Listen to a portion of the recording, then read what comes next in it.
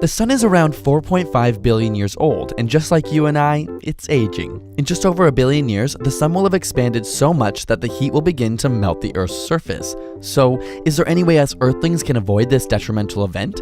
Can we save ourselves from the sun's ultimate death? Sure, none of us will be here, assuming we don't find the secret to everlasting life, but at the billion-year mark, the sun will have used up the hydrogen fuel in its core, forcing it to burn at its surface. The increased radiation will boil away all of the water on Earth, creating an international desert.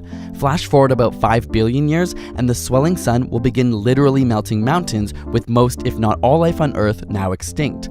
Around 7.5 billion years, the expanding sun, now a red giant, will engulf the Earth entirely. Sounds bleak. So can we avoid this hot mess? It turns out our best bet lies in something called gravity assist, a technique we've been using for years only to launch spacecrafts throughout our solar system. Anytime a spacecraft or satellite comes in close proximity to a planet, gravity grabs hold. And if the spacecraft arrives at the perfect angle, it's able to use some of the planet's velocity to catapult it further into space.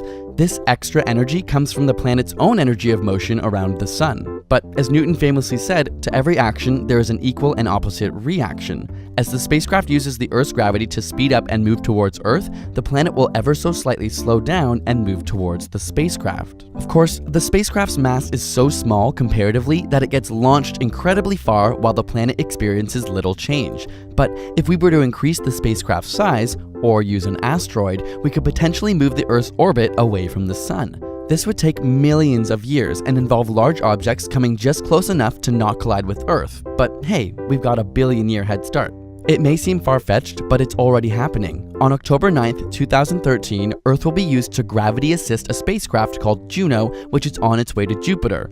As Juno flies within 559 kilometers of us, it will use Earth's gravity as a slingshot to boost its velocity by 7.3 kilometers per second. Meanwhile, Earth will have been moved by a fraction. Juno will later arrive at Jupiter in 2016, where it will study the interior of the planet and help to unveil many new spectacular mysteries of our solar system. In order to move the Earth within our billion-year timeline, we would need approximately one encounter every 6,000 years using an object with a mass of approximately 10 to the 19 kilograms. That's 19 zeros, somewhere around the size of a 100-kilometer wide asteroid.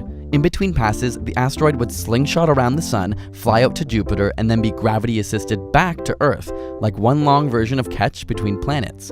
Over millions of years, this would move the Earth to a comfortable 225 million kilometer orbit out from the sun. And while it is feasible, even with today's technology, it doesn't come without risks. For one, we may lose the moon, which could ultimately create some extreme weather patterns.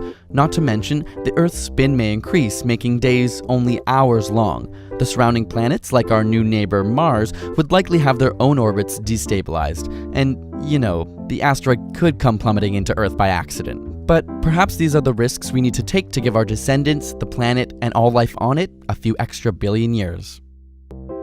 Got a burning question you want answered? Ask it in the comments or on Facebook and Twitter. And if you want to learn more about Juno, check out its awesome interactive website we've linked in the description. Special thanks to NASA for inspiring and supporting this episode. And subscribe for more weekly science videos.